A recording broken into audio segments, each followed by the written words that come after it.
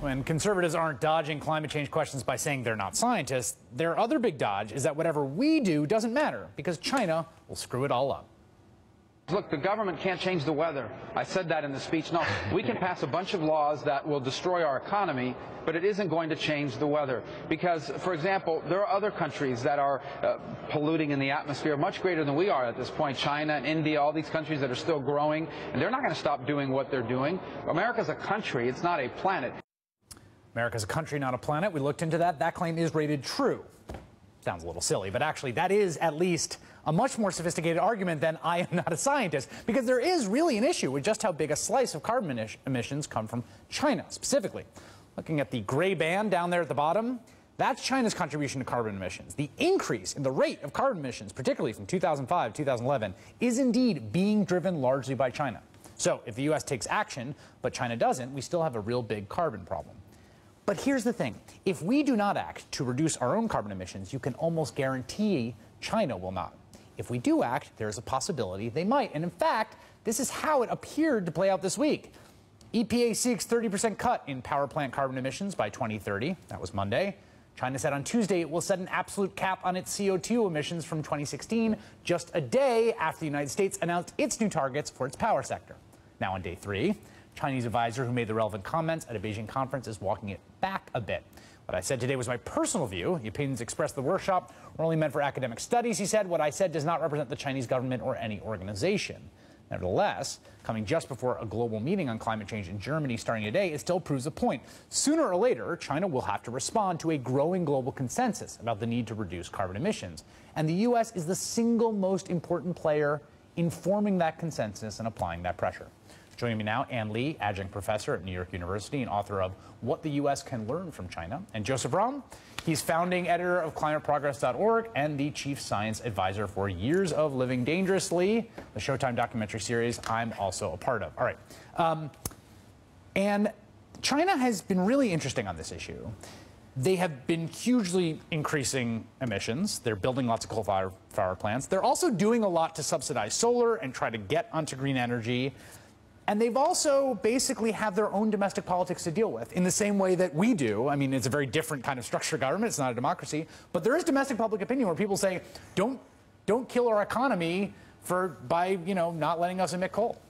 Oh, absolutely. There are very powerful interest groups in China, just as we have very powerful interest groups as well. And so it has been a tough reform for the Chinese government. They actually had passed laws as early as 1990 to clean the environment.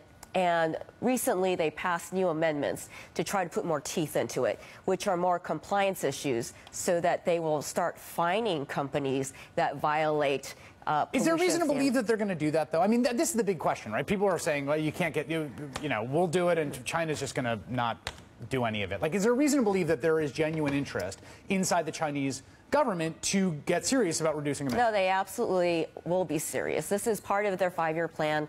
They are feeling a lot of pressure from their domestic, all the citizens have been protesting about this. And because of the air pollution coming from all the coal. Absolutely, and right? Water pollution and soil pollution. Right. So they know that this is not sustainable, and if they don't do anything about it, they will have a revolution on their hands. And so they will work on this. Joe, what about this argument? I mean, the argument basically that you're just squeezing the balloon, and that people are going to emit, and we can kill off our industry here and ship jobs out of here, but other places, even if it's not China, it'll be India. If it's not India, it'll be sub-Saharan Africa. What about that argument?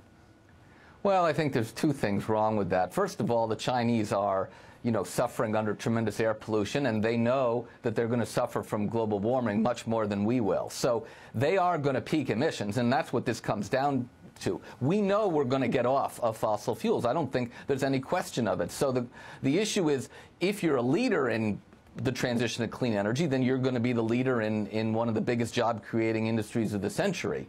The other sort of tragic thing about this is, yeah, we're going to get off of fossil fuels. If we do it smart and quickly, we will avoid catastrophic global warming. If we dawdle for another 10 years, we're just going to be stuck with rising sea levels and droughts and superstorms and the like.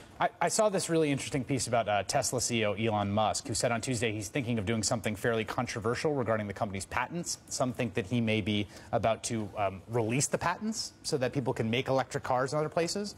And it got me thinking about a lot of people have been arguing that we need to bolster technology transfer to China, that one of the ways to essentially make them see this as not a zero-sum game is to basically give them some intellectual property around the development of green technology.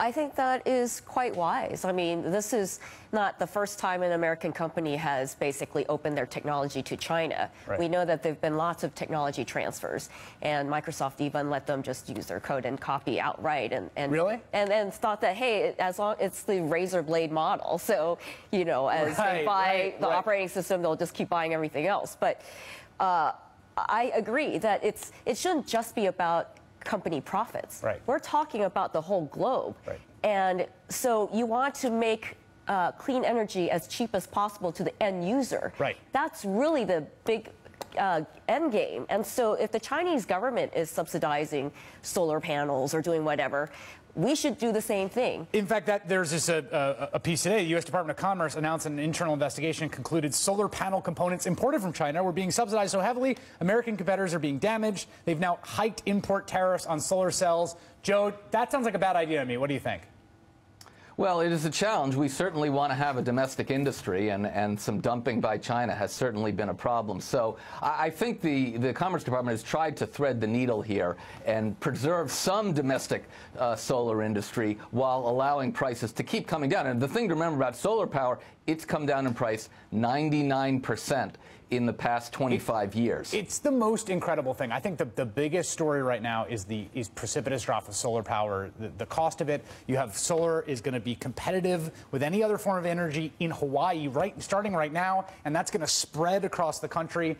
And that same threshold point can come to China too. And when we get there, we got to get there fast. When we get there, I think things are going to really turn around politically. Ann Lee, book again is What the U.S. Can Learn from China. Joseph Rome from climateprogress.org. Thank you both. Thank you.